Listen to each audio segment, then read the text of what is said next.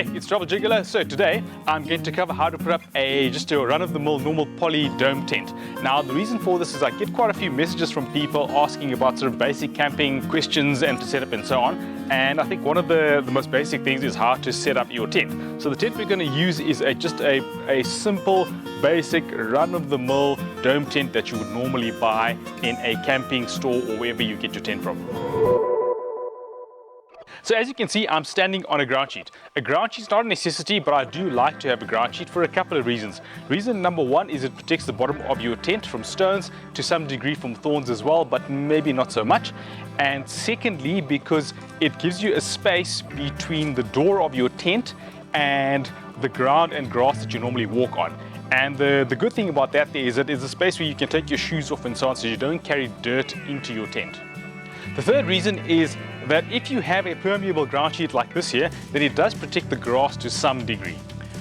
So what equipment do you need? You need a hammer or a mallet, rubber one or a steel one. Steel one's better because it's easier to hammer things into the ground with a steel one, but a rubber one's lighter, it doesn't make a noise and so on, so a rubber one's is good as well. You will not get this in your tent bag. You will have to purchase this almost always as a separate item. I have my helper over here. Let's get to setting up the tent. Like I said, this is a basic poly tent, dome type tent, which is what you'll almost always buy. There are different types of tents, of course, as well out there. Some of them are really easy to put up, so you open the tent up and it's kind of spring loaded and it pops up on its own, and then it's really difficult to put down. It doesn't really matter what you get, but most people are going to get a dome tent, and it's probably the most sort of obvious and popular type of tent that you're going to get when you start camping. So, what's in the tent bag? Well, firstly, obviously, the tent itself. Secondly, you will find the cover for the tent. So this is a rain cover. You'll find the frame for putting the tent up. And you will have a set of tent pegs. The tent pegs that you get are almost always the first bone of contention or the first issue, and that is often when you buy a tent or one of these poly tents in particular, you get a really thin, useless set of tent pegs. So this one's come with some decent tent pegs. They're quite strong, they're stainless steel. If you're going to buy something with your tent other than the hammer, then probably a good set of tent pegs is a good idea. The ones that you'll get by default are sometimes not that great, and that's really all that comes in the bag.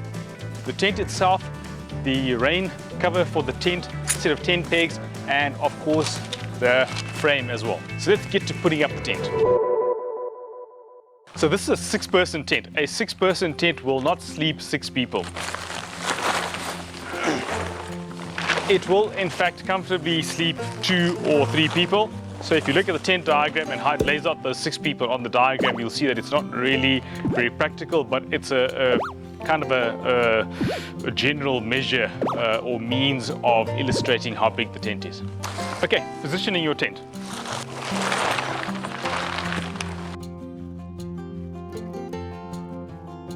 Three most important factors that I like to consider are as follows: slope, where the sun is going up and going down, and where my door is facing.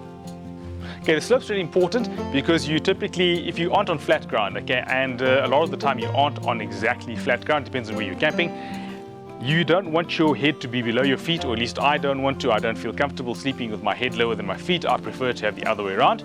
You also don't want to be sleeping on a side slope because then you will tend to roll down the slope as you sleep. Depending on whether you're a morning person or an evening person, where the sun comes up and where the sun sets is really important. It's also important for shade. And I'm not a morning person. I hate waking up early in the morning, contrary to what most camping people like to do. So I prefer to have a bit of shade in the morning. So I want to position my tent such that I don't have the sun blasting into my tent first thing in the morning. And then where the door faces as well. So just practically ease of access and to some degree privacy if that really matters. But yeah, ease of access, so think about that when you're deciding what direction your tent is going to face. Another thing to consider is drainage as well. So some sites you will go onto and it'll be dry, and then it'll rain at some stage in the day or in the night, and you may then have a torrent of water flowing through your tent. So just think carefully about that as well when you're on the site. Look around to see where there are drainage channels and where the storm water will flow if it rains. If you've got a ground sheet like this here, you've got to think about where you're going to put the tent, because you've got to push the tent pegs into the ground. So basically what I try to do is put the tent as close to the back as possible so I can get the back pegs in, and then as close to one side as possible so I can get at least another peg in on the sides. And then normally I will fold the ground sheet so that I can put tent pegs in on the other side of the tent as well. It depends on you and where you're setting up. And as you can see, in this case I've placed it quite close to the back of the ground sheet. So the next thing is the frame, and typically looks something like this here. So it's a set of rods that are joined together by some sort of elasticated rope or string. Putting up a dome tent is really quite simple. There are two pieces to the frame, and all you've got to do is join them together and then slide them through the appropriate channels in the tent, and then you can put the tent up. You always know where the front of the tent is because the sign will be on the front of the tent. So the emblem or the insignia or the logo or the manufacturer's little mark there that tells you that this is the front of the tent. Putting the frames together is relatively simple. You've basically just got to slide all the pieces into each other until you have one long length of frame. And now this is going to go diagonally across the tent, so basically from corner to opposing corner on the other side. And the second one is going to do exactly the same thing, going from the other corner to the other corner. Right, makes an X like that, really basic. Try not to get any dirt or debris into these holes because it's quite a mission to clean that up. And it makes it difficult to put the poles in together as well, to assemble the whole thing. Basically, the tent will have a set of channels like this here at the top of the tent, and this is where you push the rod through into from one corner through to the other side, and there's a corresponding one from that corner through to that side. So this is the one thing where you typically want two people to do this together. Of course, you can still do this as one person, just a little bit more difficult, because what happens is as you pull the rod through, the pieces tend to come apart from each other, but it's not impossible to do on your own, and with a bit of practice it becomes relatively simple.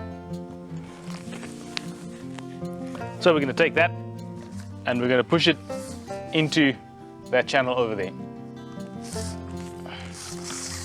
And then simply feed it through.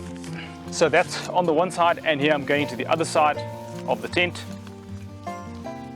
Okay, there's typically a little gap in the middle.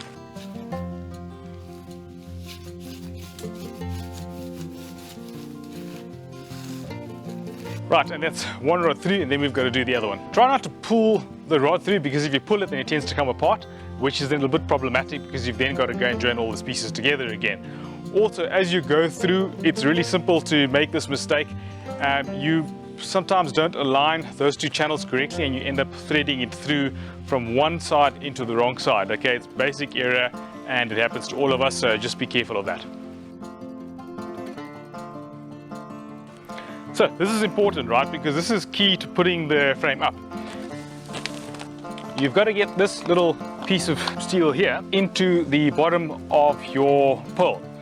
And that's going to hold that in place so that you can push the pole up on your own. Without this here, it's going to be really difficult to do this as one person putting this tent up. From here, what we're going to do is attach the rest of the frame to the tent, and we can then start lifting it up. To lift up the frame is pretty simple. Start with the top pole of the two poles that you've run through the tent. It's easier if you're two people, but if you're one person, like I'm doing this now, then this is the way to do it. If you're two people, then typically you just need one person in the middle, either holding up the frame, or one person on the opposite side holding the pole in while you push this one up, or you can do it with a person lifting up the second pole while you lift up the first pole, whatever. Okay, but I'm by myself, so you know, this is something that you can do on your own, and this is how to do it.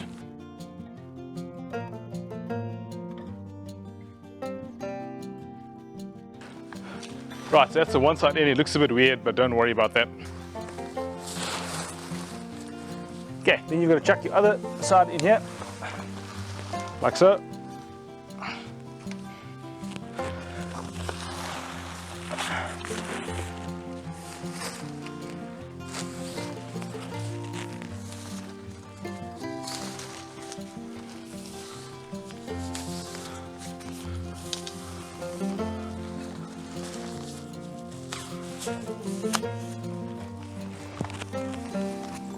You've got to put this baby in here. And basically that's it. That's the key to putting the tent up. So straighten the sides up so that everything is sitting in place, like so. It's really quite simple.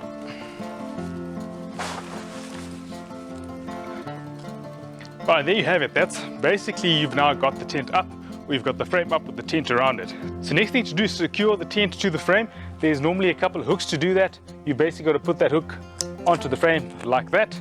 That stops the tent from flapping around to a significant degree, and it also just adds a little bit more sturdiness to the tent. There's 4 of those, so you've got to do them on each side of the tent, and voila, so your tent is up to a large degree. So the next thing to do is to peg the tent into the ground, right? Obviously, so it doesn't get blown away by the wind. The important thing to note here is that you want the tent to be flat on the inside. So first of all, you've got to stretch out the 4 corners just to make sure that the tent is fully stretched and the ground inside the tent is flat. So in this case here, I've got the ground sheet that's a bit wider than the tent itself. So normally the thing to do is to fold the ground sheet back so you've got a bit of space. And the reason you want to do that is that you can run a tent peg into the ground through there without damaging your ground sheet. So I'm just going to do that now, which is to move this. Mister, move. So I'm just going to do that now, which is to move this here underneath the tent like that. And just fold that there to make that neat as well. Next thing to do, of course, is to then hammer these pegs into the ground to secure the tent to the ground. And simple as pie, make sure that the peg faces away from the tent. If it faces towards the tent, then that can slip off the peg. So you want that to face away, and typically put it at a slight angle as well. Nice soft ground in this case, it's really easy to put that in. Sometimes it's quite stony. Fortunately, not the case today. So take note, when the ground is really stony, you want to have a steel hammer if you can, and you want to have stronger pegs as well. And you can buy stronger pegs at a camping store usually, but a steel hammer is just a lot easier to use when you've got really stony ground. You can really hammer it into the ground. The next thing you want to do is put your rain cover on. Depending on where you are camping, you may or may not want to put the cover on. So if you're camping in the desert, for example, or a really arid place, and if you're camping in winter when it doesn't rain in this part of the world, then you're probably not going to worry about the rain cover. But a lot of the time you should worry about the rain cover, because you don't want to be jumping out of the tent in the middle of the night when it starts raining to get the cover on. So this is really easy. The difficult part about this here is trying to figure out what goes over the door and what goes over the back of the tent. Okay, so putting on the cover is pretty straightforward. You just got to make sure it's lined up so that the front of the cover will be in line with the front of the door, and then you just got to chuck it over.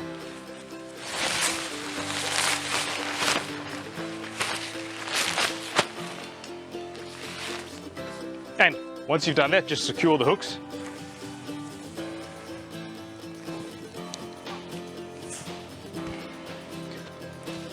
So you will typically find that on the roof sheet there are a couple of strings for securing this sheet away from the tent. There's 3 reasons in total.